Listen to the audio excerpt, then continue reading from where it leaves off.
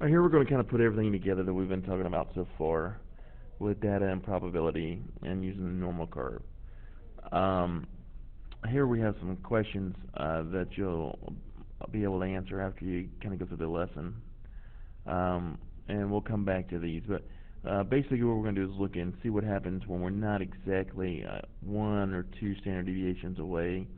How do we handle problems with that? Well, there's a table, which is called a z-table, a standard normal table, that we can use to find out the probability, or if we wanted to use percentages, we could figure out the percentage students that fell within a certain range, or whatever it may be.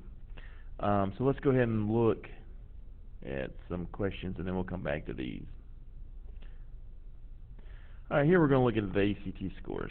ACT scores for more than 1 million students in the same class were roughly normal. Okay, so we know it's got that bell-shaped curve that we've talked about before, with a mean of 20.8 and a standard deviation of 4.8.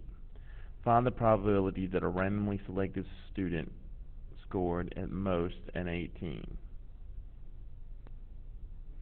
Okay, to do that, first thing we need to do is calculate a z-score, and that just tells us what type of standard deviation it is, so or relates to the standard deviation. So let's do this. So z is equal to x minus x bar over standard deviation. So remember, x is basically whatever we're looking at. So in this case, 18. X bar, remember, is the mean, so it's going to be 20.8. And then our standard deviation of 4.8. Okay, now when we do this, since our z-table has 2 decimal places, we're going to go ahead and take it out to 2 decimal places. So go ahead and we'll push this in the calculator. All right, and so we end up with negative 0.58 is what we're going to use for our z-score.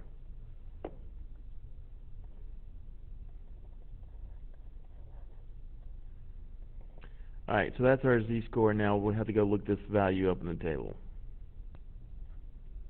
Alright, this is the table that I give you in class, so we're going to use the same one here. We're going to go down, now we're on the negative side, so we're going to go down to negative 5, 8. Alright, so we're at negative 5 here, negative 0.5, and we're going to go over to 8. And when we do that,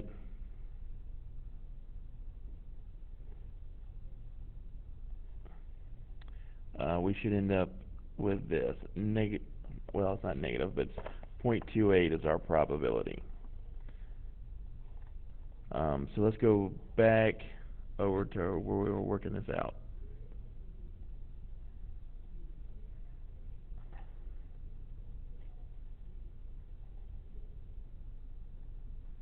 Alright, so we went and looked in the z-table. Z-table gave us our z-value of 0.2810. Alright, so since it says at most, that gives us, the table value gives us the probability. So the probability of randomly selecting somebody and it being at most 18, so it's going to be 18 or less. Okay, so x is less than or equal to 18. The probability is going to be 0.28. So that's our probability. So that's the table value, that's the probability. Alright, now here we're using the same information, but we're going to say at least. So at least we're wanting everything above it. So the first thing you're going to do is calculate your z-score again. So we're going to end up with 21 minus 20.8 divided by 4.8. Okay, so when we calculate all that out, we end up with 0.04. Alright, so we're going to go back to the z-table. Alright, we're looking at the z-table again now. Right now we're on the negative side. Now, for this we got to go to the positive. So let's, on yours, just scroll down or go to the other side. So we're at 0.04. So 0.04 is going to give us the 5160.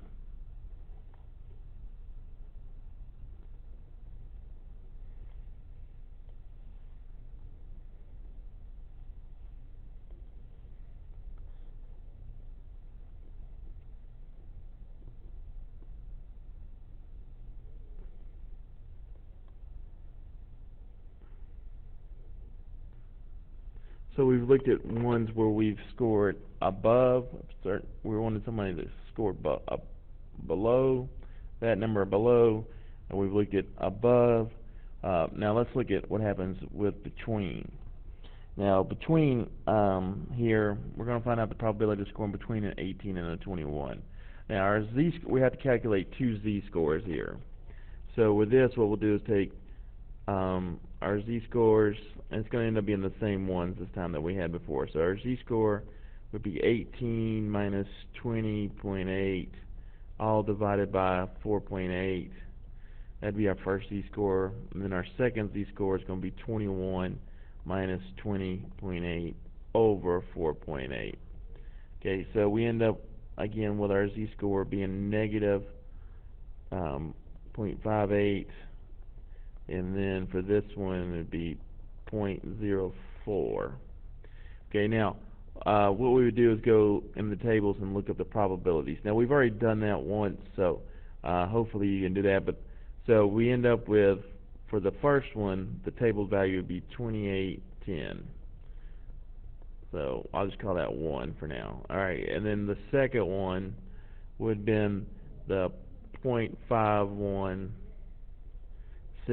Now these are both tabled values.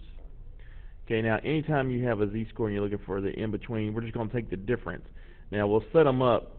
It's always the bigger number minus the smaller number so that we end up with a positive number. Probability has to be positive.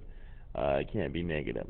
So we'll take 0.5160 and subtract 0.2810 from it, and we end up with the probability of 235.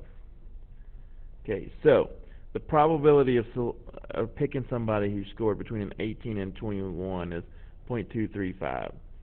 Okay, so hopefully those help you out. Right now I'd like you to try the essential questions. If not, you can refer to the next video. Alright, so go ahead and try these three. Again, we're just looking at ACT scores. If you're not really sure about how to do these yet, you can refer to the next video where I'll do a few more examples.